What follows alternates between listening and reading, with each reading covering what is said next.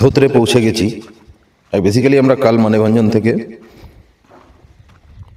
20 kilometre bike ride করে, scooty ride করে আমরা ধোত্রে পৌঁছেছিলাম। I love Dhotrey. দার্জিলিংয়ের মুখে একটা ছোট্ট গ্রাম। এখান থেকে কাঞ্চনজঙ্ঘাটা খুব দেখা যায়। মানে এই যে হোমস্টেগুলো দেখতে পাচ্ছেন, এই হোমস্টেগুলোতেই আমরা আছি। গুটি কয়েক হোমস্টে আছে। এটা কাঞ্চন ভিউ পয়েন্ট হোমস্টে, ওটা শেরপা হোমস্টে, এটা জামবিলিয়া হোমস্টে। এই সোজা কাঞ্চনজঙ্ঘা ভিউটা, তার পিছনের এই রেঞ্জ পাহাড়ি ঘরবাড়ি। আর যেটা আমি দেখানোর জন্য আপনাদের এখানে ভিডিওটা করছি সেটা হচ্ছে এই আই লাভ ধোত্রের পাশেই একটা কাউন্টার আছে। এটা হচ্ছে সিঙ্গেলিলা ফরেস্ট ডিপার্টমেন্ট। টোটালটাই একটা জঙ্গল। সিঙ্গেলিলা ফরেস্ট। এখানে আপনাকে গাইড নিয়ে এই জঙ্গলে যেতে হয়। এই জঙ্গলে পান্ডা দেখতে পাওয়া যায়। ঘন জঙ্গল, সিঙ্গেলিলা ফরেস্ট রেঞ্জ।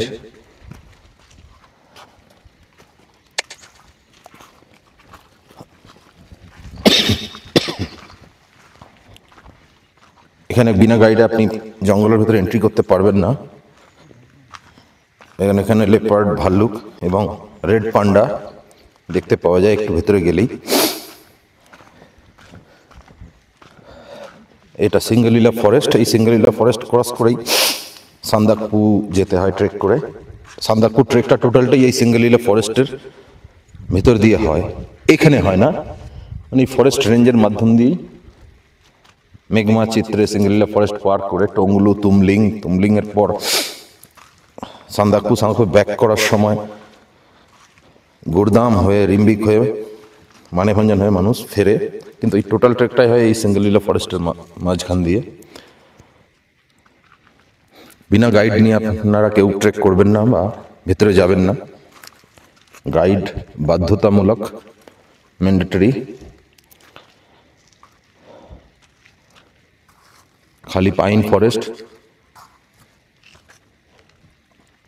আসুন দেখুন ধোত্রে। বেসিক্যালি এখানে গুটি কয়েক হোমস্টে আছে এবং আপনি যদি কখনো সান্দাকপু যান বা ট্রেক করেন, আপনাকে ধরতে হয়েই ফিরতে হবে। আমি এর আগেও এসেছি, বাট আজকে আমি তো স্কুটি রাইড করে এসেছি। সান্দাকপু যাওয়ার কোনো প্ল্যান নেই।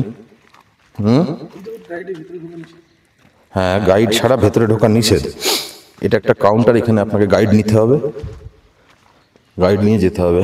এই যে ছবিটা, এটা রেড পান্ডার ছবি, ভাল্লুকের ছবি বলতে পারেন, আমি বুঝতে পারছি না কিছু ছবি। রেড পান্ডার ছবি হলে মেবি এখানটা দিত না, এটা সম্ভবত ভাল্লুকেরই ছবি। তো এখানে বিনা গাইড নিয়ে ভেতরে না যাওয়াই ভালো। সিঙ্গেলিলা ফরেস্ট, আই লাভ ধোত্রে। এটা হচ্ছে কাঞ্চনজঙ্ঘার উল্টো দিকের ভিউ পয়েন্ট। যদি কাঞ্চনজঙ্ঘা দেখতে চান তাহলে আপনাদের আগে আমি নিয়ে যাচ্ছি।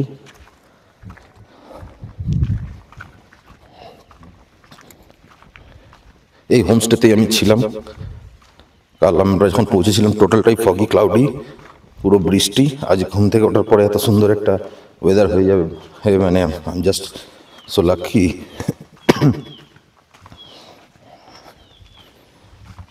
রেনকোট, জ্যাকেট, শুজ বাধ্যতামূলক যদি বাইক রাইড করে।